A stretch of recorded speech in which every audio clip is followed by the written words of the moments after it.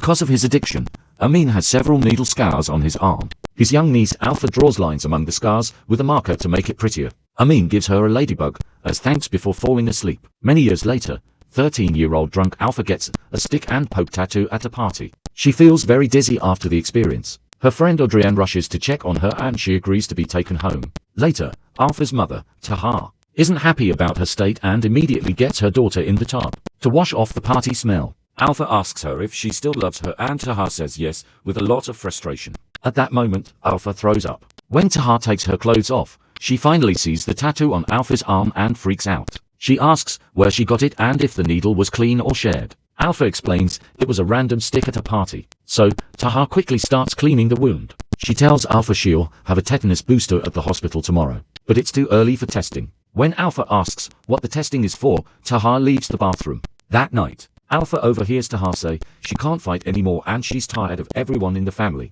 bringing her trouble. Feeling guilty, Alpha grabs a jacket and a bag and climbs out the window. The wind is very strong, so the scaffold outside her building keeps shaking. Alpha struggles to hold on and falls to her knees when she tries to reach the stairs. Fear takes over and she starts screaming for her mother. Tahar soon enters the room and rushes to the window to offer her hand while asking her daughter to keep her eyes on her. Alpha moves very slowly and Tahar quickly pulls her back. So, they both fall safely onto Alpha's bed. They cling to each other as Alpha apologizes and Tahar sings to calm her down. The next day at the hospital, Alpha is too scared to get the vaccine. The doctor lets her do it herself. So Alpha takes the needle and closes her eyes before injecting it. She's surprised to realize that it's only a small prick. The doctor puts a band-aid on her arm, and Alpha asks about the test mentioned. But she'll have to wait 2 weeks for that. Alpha asks what the test is for. So the doctor tells her about a new virus that has been spreading around the world. A flashback shows Tahar working as a doctor. She notices that last night's meals are still in the cart and scolds a nurse for not handing them out.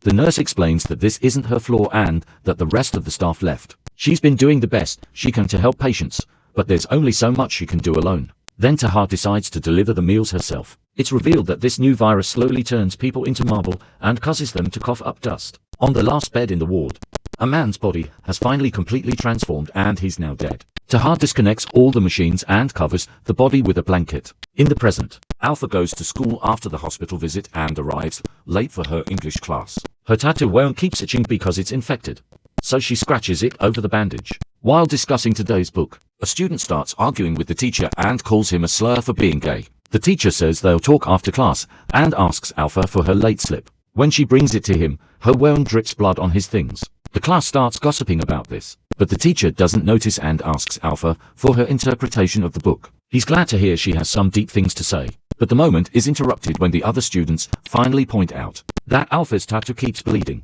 The teacher sends her to see the nurse, and Alpha grabs her things from her desk, only for the other teens to move away from her. Adrienne follows Alpha, and they end up smoking in the bathroom. He doesn't understand why the tattoo keeps bleeding, but Alpha dismisses his worries. Suddenly, she hears someone whistling and closes the door after throwing away the cigarette. Though, Adrienne doesn't hear anything and thinks she's imagining things. They stare at each other awkwardly and suddenly start kissing. When Adrienne's hand touches her naughty place, she stops him and says they won't have their first time in a dirty bathroom. Adrienne is embarrassed and turns around to pee. When Alpha gets home, she gets scared because she finds things moved around and a total mess in Tahar's office. Suddenly, she hears a noise and follows it to find Amin in her bedroom. She hasn't seen him in years, so she doesn't recognize him and runs to hide in the kitchen. Amin comes looking for her, so Alpha grabs a knife to defend herself. Still thinking he's an intruder, he explains he's her uncle and mentions her grandparents' names to prove it. Alpha still doesn't trust him and threatens him with the knife when he tries to take food. Amin tells her about the times he babysat her and took her to the beach. But Alpha still doesn't remember and wonders why his body is shaking so much. A frustrated Amin just takes the knife from her hand and goes to the living room to watch TV. Alpha follows him with the knife again and keeps it pointed at him until Tahar arrives and confirms this man is her brother. Tahar apologizes for not telling Alpha that her uncle would be staying with them, thinking she'd recognize him. She tells Alpha to kiss him hello and she refuses. So Tahar forces her to do so as she reminds her of her manners. Then Alpha complains about Amin sleeping in her bedroom, but Tahar refuses to let him sleep on the couch. She says Alpha can sleep with her, causing her to run out of the room. The siblings laugh at her rebellious attitude. Another flashback shows Tahar coming home from work and finding Amin unconscious on the stairs. She drags him to the apartment and starts doing chest compressions while her mother pours water all over his body. Her mom thinks the red wind is blocking his breathing and pours water on his face. So, Tahar pushes her away and calls her out for believing an old tale, since the water could drown him. Alpha's cousin soon enters the room to take the old lady away and explains that he got rid of all of Amin's needles earlier, so he must have taken someone else's. After several minutes of chest compressions, Amin finally wakes up. In the present, Alpha is at the hospital waiting to get tested. She's surprised to see her English teacher arrive with his boyfriend, whose body is already half marble. Alpha won't stop staring at him, so the men move to another seat. Since Alpha is still staring, the sick guy asks what her problem is. Alpha says he looks beautiful, making him laugh. The next day at school, Adrienne's girlfriend throws the ball too hard at Alpha just to harass her. When Alpha throws the ball back and the girl catches it, the ball leaves a blood stain on her arm. Alpha realizes she's bleeding again and tries to hide it, but the teacher tells her to take a break and grabs the ball with a towel, before throwing it in the trash. Then Alpha asks Adrienne if his girlfriend knows about their effort, but he says no. He asks Alpha some questions about her wound, worried that if she's sick, she may have passed it to him. Adrienne won't stop bothering her, so Alpha snaps and leaves the class.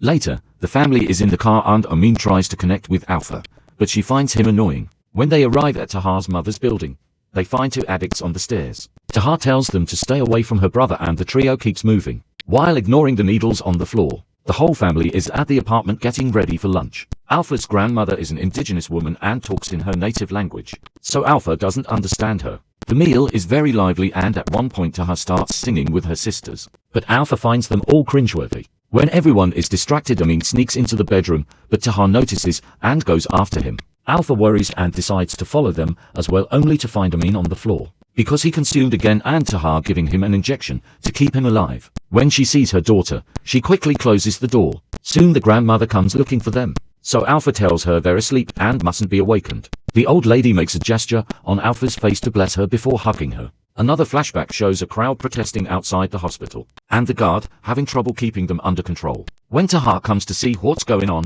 the guard explains that the director said they're full, so they can't accept any more patients. The crowd grabs Tahar and forces her to look at the people turning into marble. Tahar agrees to compromise by letting the sick people in, but their loved ones must wait outside. In the present, Alpha is in the locker room getting ready for her swimming class, but her classmates have blocked the door and won't let her out. They call her sick and say that she's contagious, but Alpha denies it and licks their faces so she can finally push through. One more girl is waiting, so Alpha spits on her. Afterward, Alpha tries to have fun in the pool, but her classmates keep pushing her underwater to harass her. Alpha tries to fight back and after lots of struggle, she manages to free herself from the other girl's grasp and swims away. Since she keeps looking back to keep an eye out for her harassers, she doesn't see the wall and hits her head on it, causing her to bleed again. The water around her turns red and all the other kids scream as they hurry to get out of the pool. That night, Alpha can't sleep because Amin keeps shaking and groaning in pain. She covers him with a blanket and rubs his body to try to help him, but it doesn't work. Alpha says she'll get Tahar, but Ayam doesn't let her leave and leans against her, silently asking for a hug. When Alpha comforts him, he starts to cry and soon she's crying too. Then Alpha goes to Tahar's office and cries herself to sleep there. Sometime later, Tahar is called to the school to discuss Alpha's situation. Before going to the principal's office, she reminds her daughter not to tell anyone about Amin. Tahar tells the principal that bleeding is normal after tests, but he explains that students are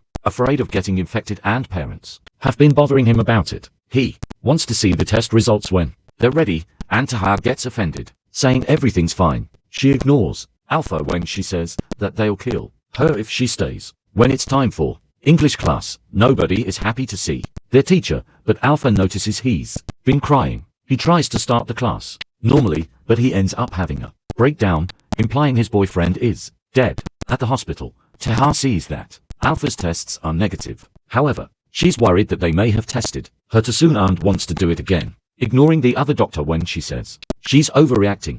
Alpha comes to the hospital after class and Tahar decides to examine her herself. Alpha starts coughing and feels like she can't breathe as terror takes over her mind, meaning she's having a panic attack. Tahar makes her lie down and tries to keep her calm, only to be startled by something on Alpha's lips. Thankfully, it's only drool, not dust. Then Tahar announces that Alpha will stay in the hospital the whole day for observation. In the evening, Tahar spends her hours studying the new disease. She almost falls asleep, but she keeps herself awake by poking a knife Her finger ends up with a small wound, which snaps her out of her dose. Then she checks on her family and discovers neither of them can sleep. They're so similar that they move the same way in their beds. Taha sits next to her daughter and pricks her finger with a needle. Next, she makes their wounds touch, saying that if something happens to Alpha, it must happen to her too. She keeps their fingers pressed and kisses them. In another flashback,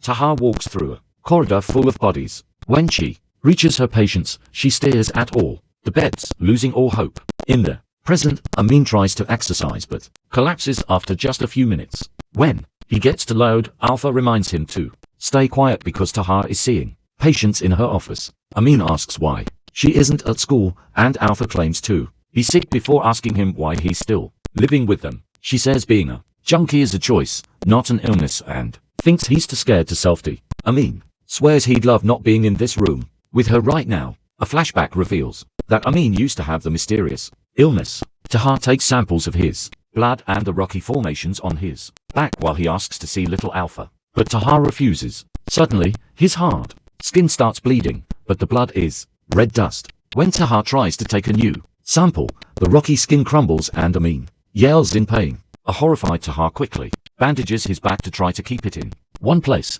but Amin says it's too late. Back to the present, Taha checks on Alpha and makes her drink lots of water, to the point that Alpha almost chokes. Amin then starts talking in his mother's language, calling out to her for doing the water thing like their mum used to do for the red wind. He doesn't think an atheist doctor following superstitions is a good thing.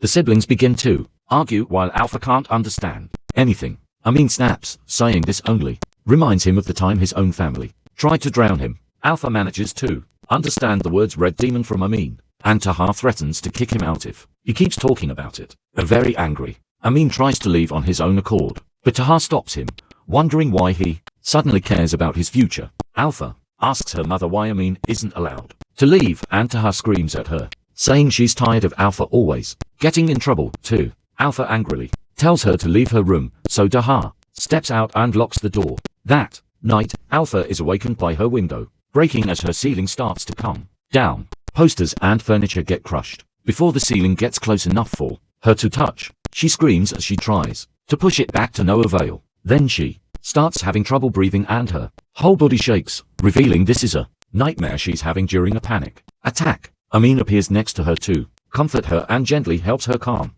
down. Then he opens the window and convinces Alpha to leave with him. Moments later, the duo is running through a soccer field, fooling around with the local team. Next, they go to a club where Amin lets Alpha smoke and drink. A marbled lady is dancing on top of the bar and Alpha stares at her for a second before joining her uncle on the dance floor. Suddenly, Amin's arm becomes stiff in the air and he has to push it down by force. Then his other arm does the same and he has to repeat the process. His body starts squirming, and Alpha worries, only to lose sight of him when other dancers get in the way. Alpha immediately goes looking for him, and finds him consuming illegal substances in the quarter. A horrified Alpha decides to wait outside until Amin comes out as well. He starts walking very quickly and Alpha tries to understand what's happening to him, but he pushes her and reminds her he isn't her father. Then Amin leaves alone and Alpha doesn't know what to do. Minutes later, Alpha shows up at Audrienne's home after he confirms that his test results were negative too. They start to get naughty. However, in the middle of it, Alpha begins having a panic attack and clings to him. When she looks at his shoulder, she's shocked to see a tattoo that matches hers. She freaks out and demands an explanation, so he says that he got it right after she got hers. He didn't say anything because he was afraid he could be sick from sharing the needle and didn't want his classmates to harass him too.